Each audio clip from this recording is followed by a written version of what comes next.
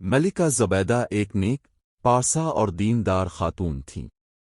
ان کا شمار عباسی دور کی عظیم خواتین میں ہوتا ہے۔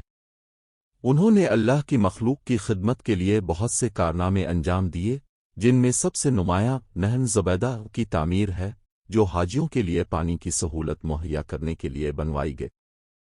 ان کی وفات کے بعد کسی نیک شخص نے انہیں خواب میں دیکھا۔ اس شخص نے پوچھا، زابید خاتون، آپ کے ساتھ اللہ کے حضور کیا معاملہ پیش آیا؟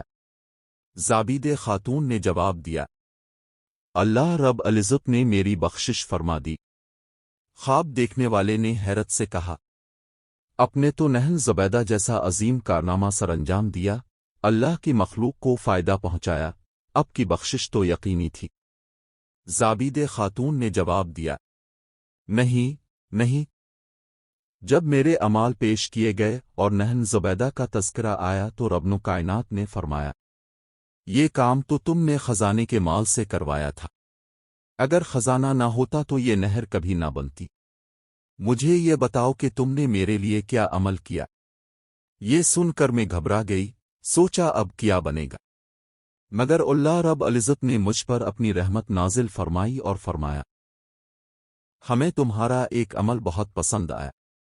ایک مرتبہ تم بھوک کی حالت میں دسترخوان پر کھانے کے لیے بیٹھی تھیں، تمہارے ہاتھ میں لقمہ تھا اور تمہارا دوپٹہ سر سے سرک گیا تھا۔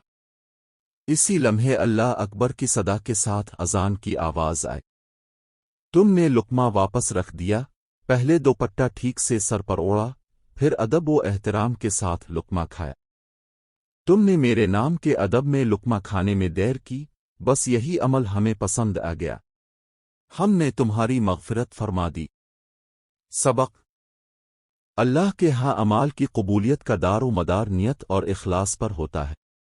بظاہر چھوٹا سا عمل اگر خلوص دل سے ہو اور اللہ کے ادب میں ہو تو وہ بھی نجات کا ذریعہ بن سکتا ہے۔